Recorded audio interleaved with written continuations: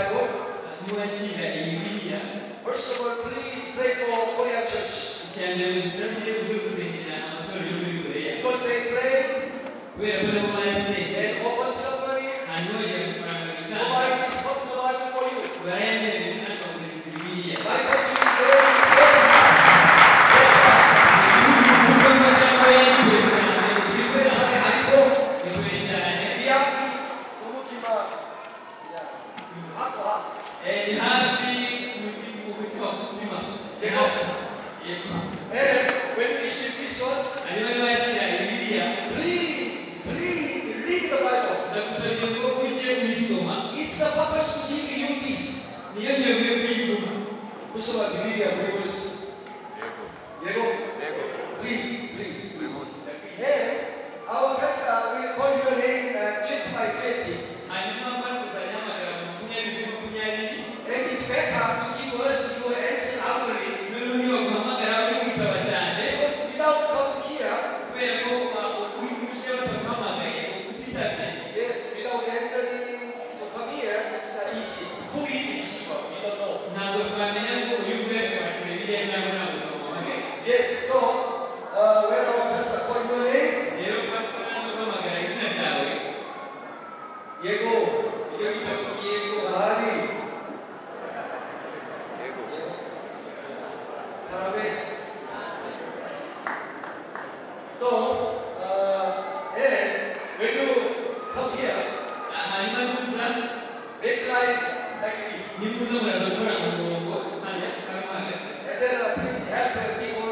Hanyuma ujya kwibaza gufasha kugira ngo umurongo umeze neza. Yeah, and lastly, Hanyuma icyanyuma I'm not really want to say this book of the Bible. ntabwo ndi umucuruzi ugasaba Bibiliya. It's protectively it's gift for you. Iyi ngiyi ni impano y'umuntu. Yes. This was 82,000 about this. Umuntu wakira Bibiliya hari amafaranga 2,000 That's why rero when I received 2,000 from you, iyo nakiriye amafaranga 2,000 watanze I will buy other copies of the Bible nyongera kuyandika ngura izindi Bibiliya and share for other church members in other hanyuma nazo abandi bakristo b'ADEPR. It's not for me. Ntabwo ari amafaranga wo mu mayinite It's for other church members in ni other abandi bakristo bo muri ADEPR bamutangiye. So you can help for others. Rero nabo baba bamufashije. Yes, thank you so much. Yesu we Yesu mugabo rukurura umugabo urugamba urwana ntirujya rutsindwa ururwana kigabo gatabaruka intsinzi mugenzi watangiye urugendo reka kuruhukira mu nzira nuguhura n'ibiruhanya iherezo hari binezeza mugenzi watangiye urugendo reka kuruhukira mu nzira nuguhura n'ibiruhanya ku iherezo hari binezeza nubwo iyi nzira iruhije dukwiye kwitanga tumaramaje dusaba intwaro z'umwuka wera kugira ngo tubashe kunesha nubwo iyi nzira iruhije dukwiye kwitanga tumaramaje dusaba intwaro z'umwuka wera kugira ngo tubashe kunesha.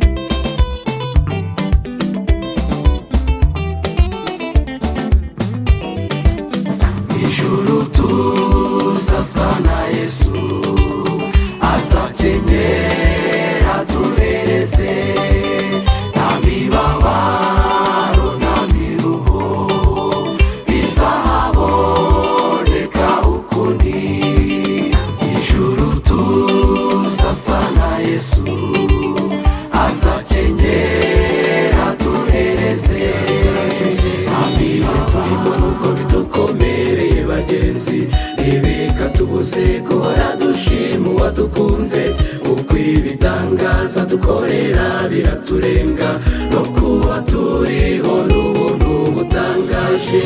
Ibaze nawe ubwo warwaraga yarakurinze, igihe abantu babonaga ko byarangiye, Yesu yarahabaye aragukiza, ngaho mushime, kuba turiho twese n'urukundo rw'Uwiteka. Ibaze nawe ubwo warwaraga yarakurinze, igihe abantu babonaga ko byarangiye, Yesu yarahabaye aragukiza, ngaho mushime, kuba turiho twese n'urukundo rw'Uwiteka.